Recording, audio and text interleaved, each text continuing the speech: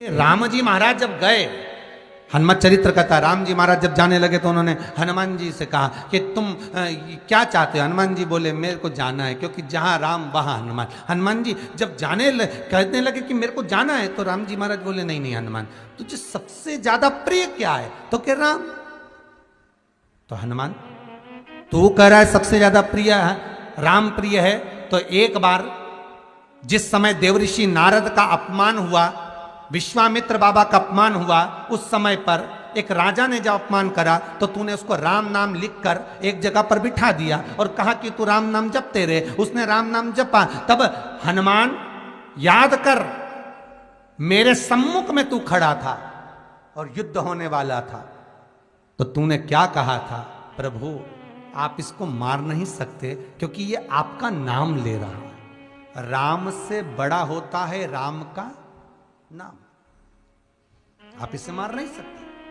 तब आपने ये संवाद कहा था, हनुमान बता तेरी प्रियता क्या है? हनुमान जी कहते हैं प्रभु आपने मुझे जगा दिया, क्योंकि मुझे श्राप ही ये मिला था कि तू जागेगा किसी के जगाने पर, आपने मुझे जगा दिया। इसलिए हे नाथ, अब मैं जाना नहीं चाहता, सत्संग करना चाहता।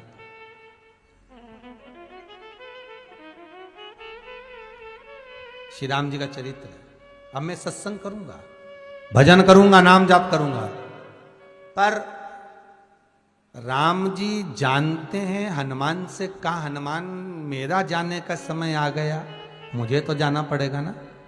सीता पृथ्वी में चली गई, मुझे भी जाना है। मैं सरयू के जल में अपने प्राणों को त्यागूंगा, मानव का शरीर है, इसको त्यागना तो पड़ेगा ना हनुमान। हनुमान जी बोले तो त्याग दो, त्यागने में क्या दिक्कत है, त्यागो आप तो। पर दिक्कत एक बहुत बड़ी है। तो राम जी ने जैसे कहा दिक्कत बहुत बड़ी है, तो हनुमान जी पूछे ऐसी कौन सी दिक्कत है? हनुमान जी के शब्द सुने तो राम जी बोले, जब जिस समय पर तुम सूर्य को निगल गए थे, इंद्र को क्रोध आया था और इंद्र ने तुम पर वज्र का जब प्रहार करा था, जब वज्र का प्रहार इंद्र ने करा तब तुम्हारा नाम हनुमान हुआ। तब सारे देवी देवताओं ने तुम्हें वर प्रदान करा। उस जगह पर यमराज भी खड़ा था, तो यमराज ने तुम्हें वर दिया था कि जहां हनुमान होगा वहां यमराज नहीं होगा। अब दिक्कत यह है कि मुझे प्राण त्यागना है और तू मुझे 1 मिनट के लिए नहीं छोड़े, तो यमराज आएगा कैसे? दिक्कत वहां अड़ी पड़ी है।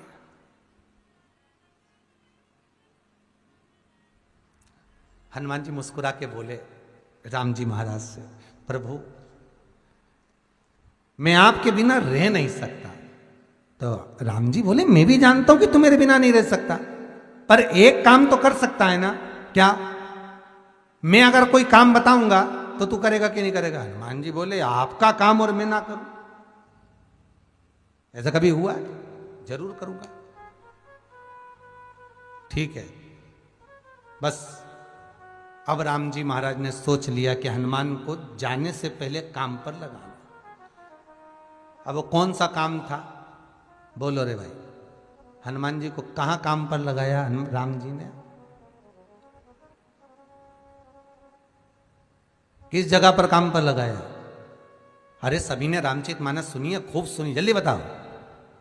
राम जी महाराज ने प्राण त्यागते समय, सरयू जी में प्राणों को देते समय, राम जी ने हनुमान जी को किस काम में लगाया था?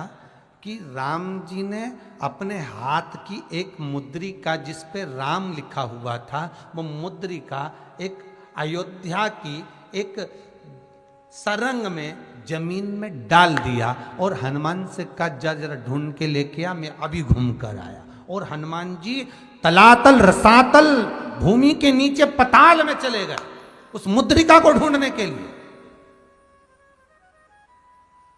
जिस पे राम लिखा है।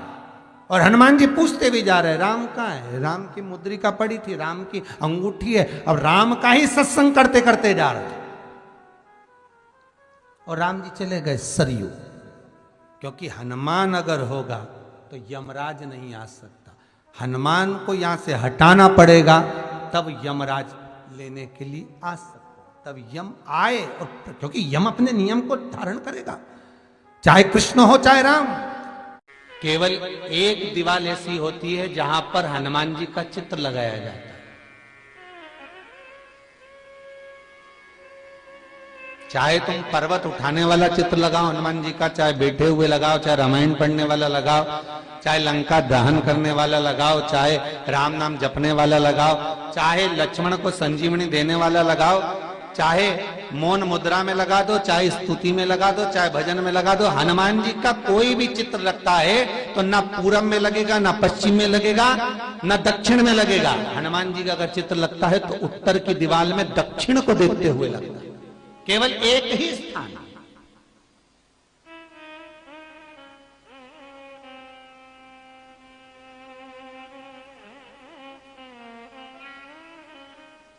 जैसे पूर्वजों के चित्र को, पितरों के चित्र को, गए हुए हमारे जीवों के चित्र को दक्षिण में विराजमान किया जाता है, उसी तरह हनुमान को उत्तर में विराजमान कर कर दृष्टि दक्षिण में कर दी जाती है।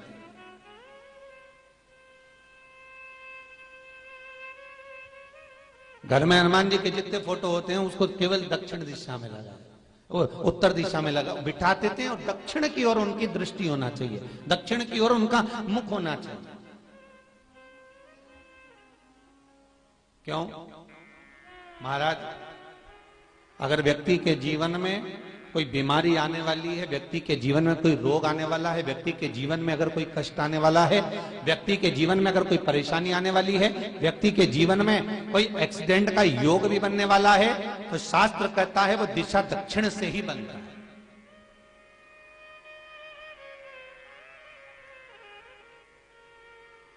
ये दक्षिण जो दिशा है ये यम की दिशा है। यहां संपूर्ण परिवार के साथ यमराज अपने आनंद में निवास करता है। और जब हमारे घर में, हम ये नहीं कह रहे कि आप हनुमान जी का फोटो लगाओ, हम ये भी नहीं कह रहे, आपके घर में हो और आपने अगर विराजमान कर कर रखा है किसी दिशा में, तो हमारा तो निवेदन रहेगा, अभी तक आपने अगर जैसा रखा, पर एक बार दिशा बदल कर देखना कि रोग, बीमारी, कष्ट, दुख, तकलीफ में आपको लाभ मिला कि ना मिला। हनुमान जी ने केवल दक्षिण दिशा की ओर अगर मुख कर कर हमने विराजमान कर दिया, फोटो ही विराज दिया। हम ये नहीं कहेंगे आपसे कि आप बाजार से फोटो खरीद के लाओ फिर लगाओ, नहीं, आपके घर में हो तो आप लगा दीजिए, चाहे वो विकलांग पैदा होगा। पर जो शिव ने सोचा, रोती हुई सुजाता हाथ में जल लेकर महादेव को समर्पित करती है और चरण पकड़ लेती है। चरण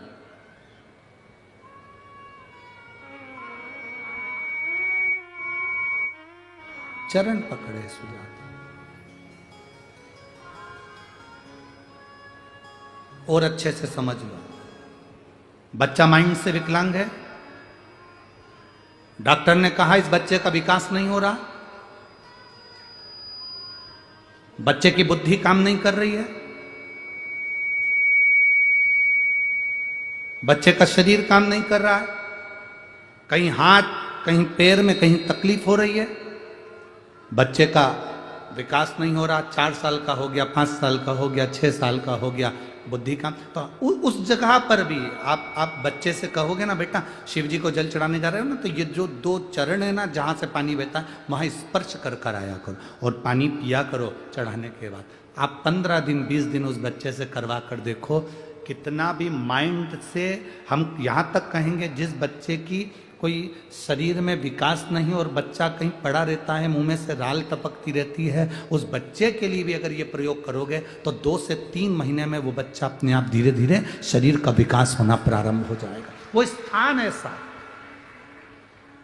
वो जगह ऐसी है, वो जगह की मूलता, उस जगह की महत्व। बोल बम का नारा है, अच्छे जम के बोलो जरा, बोल बम का नारा है, उस स्थान की मूलता बढ़ जाती है, उस स्थान की मूलता। अब सुजाता रो रही है, शिव जी के चरण पकड़ लिए सुजाता, दबा रही है चरण। जल चढ़ाने के बाद जो चरण दबाया रोती रोती कह रही है, मेरे पति ने मुझे श्राप दिया है, तेरे गर्भ में जो बच्चा होगा वो विकलांग पैदा होगा। तेरे गर्भ में जो बच्चा है वो विकलांग होगा। मेरा श्राप है, इसके गर्भ में जो बच्चा है वो विकलांग होगा।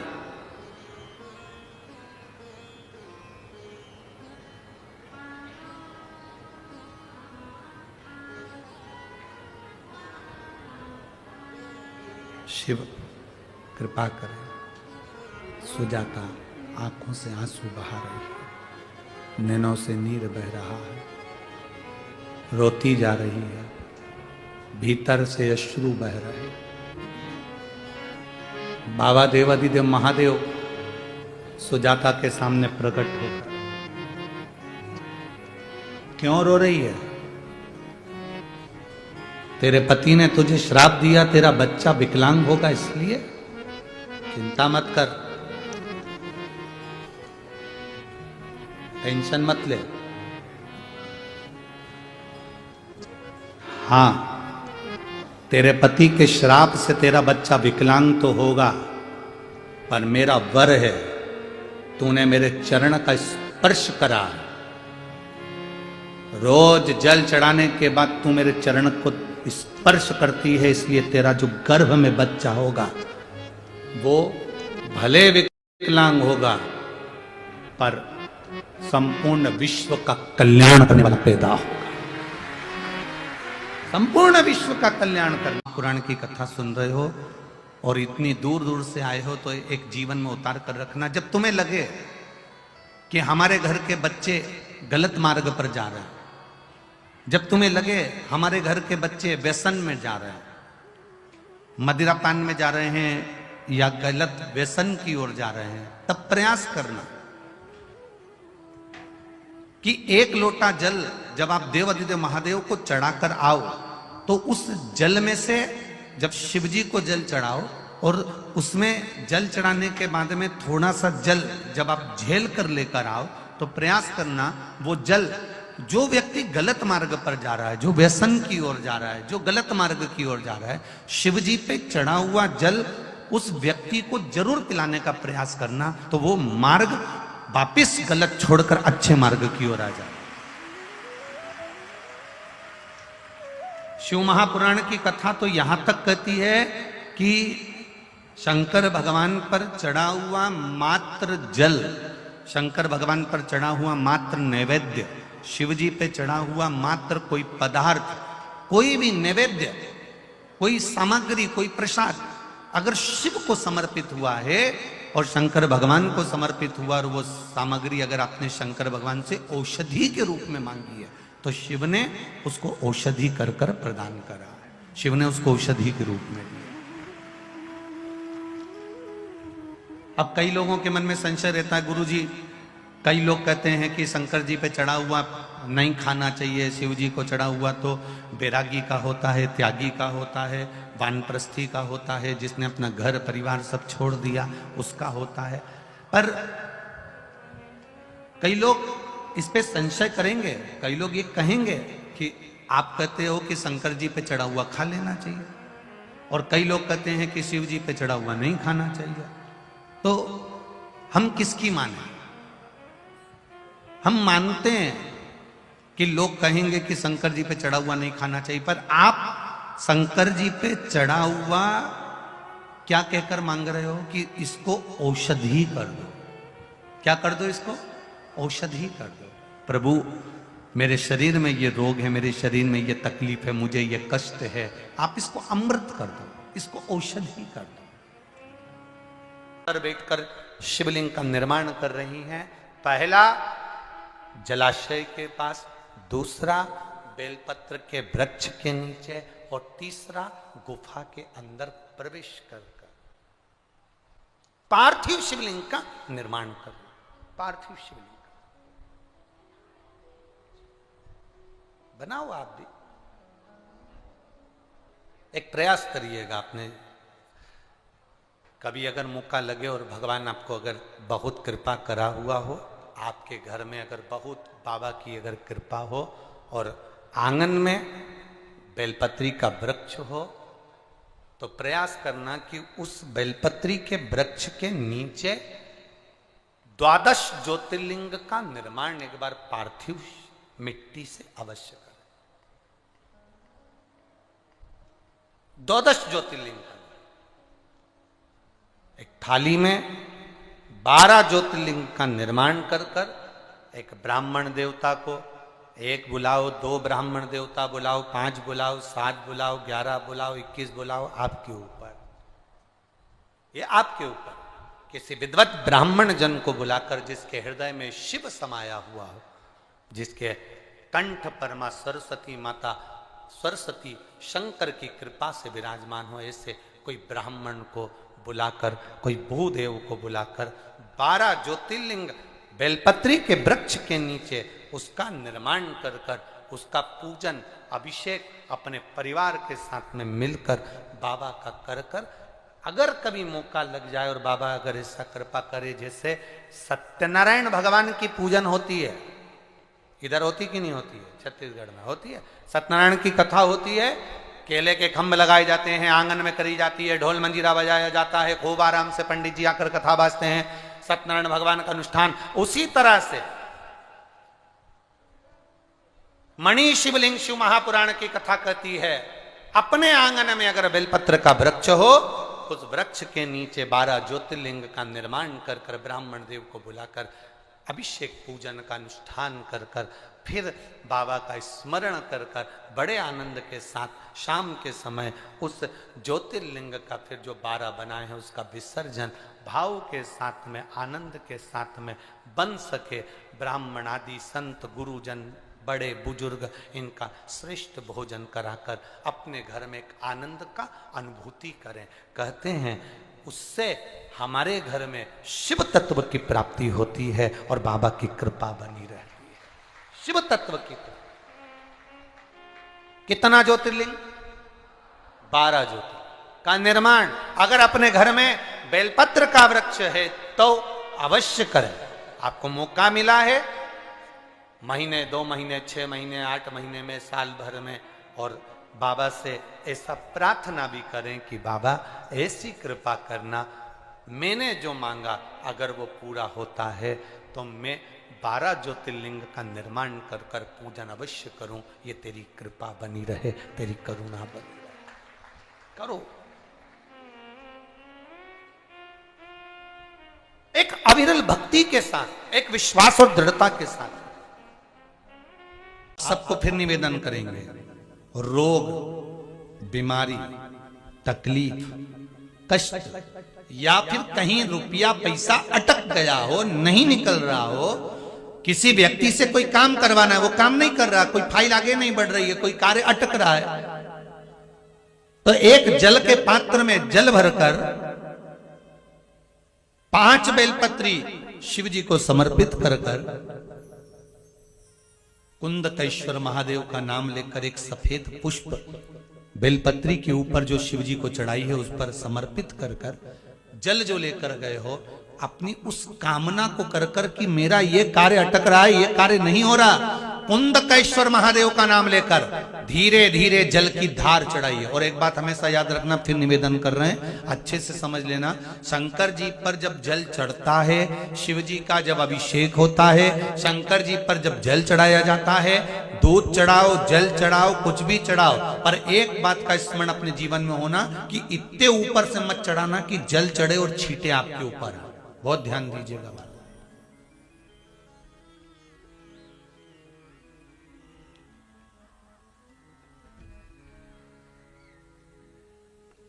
यहां तो यहां तक वर्णन करा गया है कि शंकर जी का जल चढ़ा हुआ जहां से बहकर जाता है ना, उसको लांगा तक नहीं जाता। यहां लांगते हैं क्या? नहीं ना, परिक्रमा भी करेंगे तो वहीं से लौट कर वापिस उधर जाएंगे। शिव जी का जहां से जल बहकर जा रहा हो, चढ़ा हुआ जल जहां से बहकर जा रहा हो, उसको लांगा तक नहीं जाता। और कई लोग बड़े बड़े आनंद में शंकर जी पे इतनी ऊपर से जल चढ़ाएंगे तो वो छींटे पूरे अपने ऊपर आना चाहिए, शरीर पर आना चाहिए। नहीं नहीं, उसका दोष है, हमारा उसका दोष है।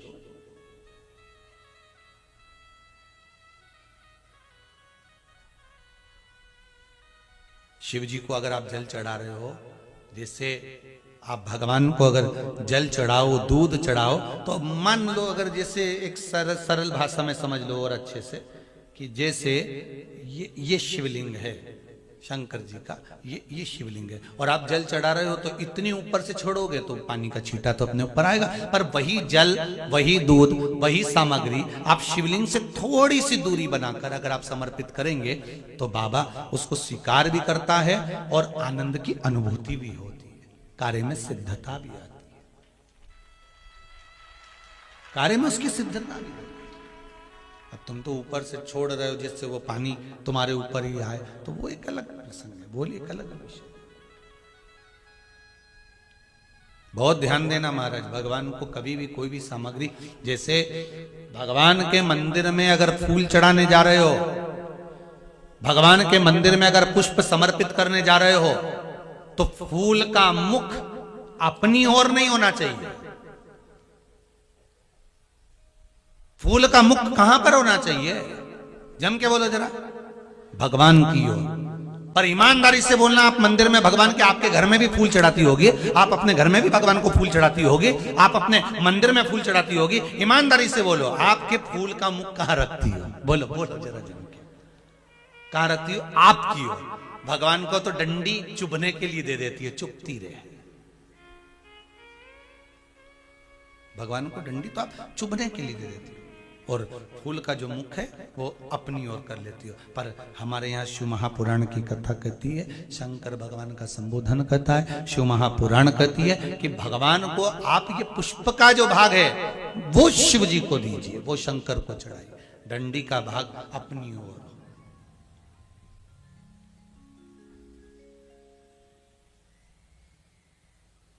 पर हम लोग तो उल्टे चलते हैं ना, आदत तो हमारी उल्टी है, डंडी शंकर जी की ओर, फूल का मुंह हमारी, हमको अच्छा लगना चाहिए।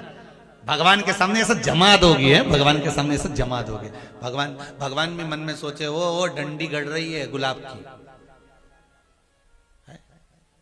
वृक्ष जिसको आपने लगाया ग्रीन शिवरात्रि के पवित्र अवसर पर,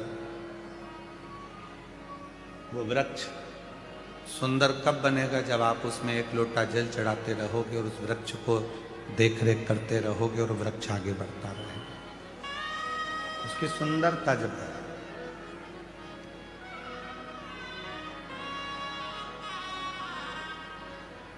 अपने स्किन वालों से निवेदन है, एलईडी वाले एलईडियां चालू करें, जो एलईडियां बंद हैं, साइड की जो भी एलईडियां बंद है उनको चालू करें। अपने बच्चों को यदि आपको सुंदर बनाना है तो अच्छे संस्कार देना प्रारंभ करो। आवाज नहीं आ रही है कि एलईडी नहीं चल रही है? आवाज नहीं आ रही, चारों तरफ पीछे की आवाजें जो भी हैं सब खोल दी। 20 वर्ष तक माता पिता बच्चों को राम बनाने का चेष्टा करते हैं। 20 वर्ष तक माता पिता बच्चे को राम बनाने का प्रयास करते हैं, और कोई 20 दिन की कुसंगति ऐसी मिल जाती है, 20 दिन की कुसंगति ऐसी आ जाती है कि बच्चा वो 20 दिन की कुसंगति से रावण बन जाता है, वो राम नहीं बनता है। अच्छी संगत, अच्छी संगति तुम्हें परमात्मा के करीब में लेकर। हाँ, हम फिर निवेदन करेंगे, आपके पास में समय नहीं रहता, नौकरी वाले हो, सर्विस वाले हो, बेटा बेटियां ऑफिस जाते हैं, सर्विस में जाते हैं, नौकरी पर जाते हैं, आपके पास समय नहीं रहता। नहीं रहता समय तो कोई बात नहीं, नहीं जा सकते मंदिर तो कोई बात नहीं। अपने दिल में, अपने मन में शिव की अविरल भक्ति को विराजमान कभी कभी बैठ कर विचार करा करो कि आज मैं मन से बाबा को गंगा जल चढ़ा रही हूं। कभी कभी विचार करा करो कि मैं गंगा जी के तट पर हरिद्वार पहुंच गई हूं।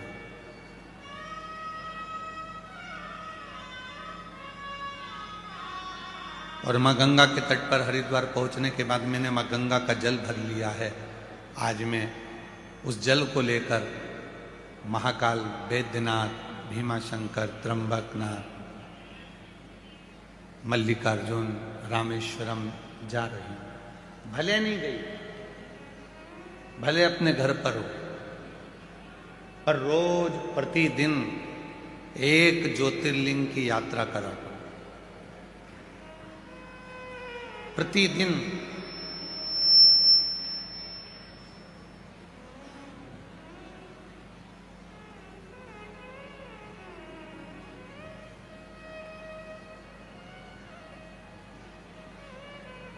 हम वॉशरूम में स्नान करने के लिए जाते हैं,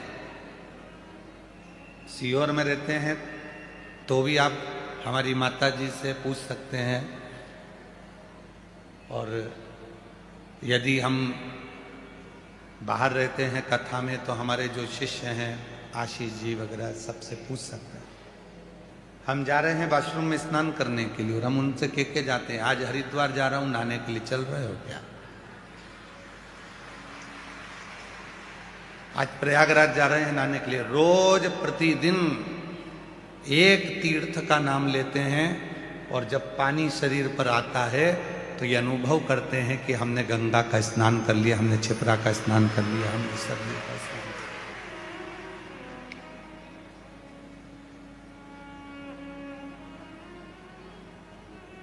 लिया। शिव महापुराण में वर्णन आता है कि स्वयं तुमरुका जी ने नंदी से कहा है, हे नंदी, कली काल में संसार में रहने वाला मनुष्य जब मन से कोई विचार करेगा तो उस देवता को, उस तीर्थ को, उस सरोवर को, उस नदी को जाकर उस जीव का कल्याण कलिकाल में करना ही पड़ेगा।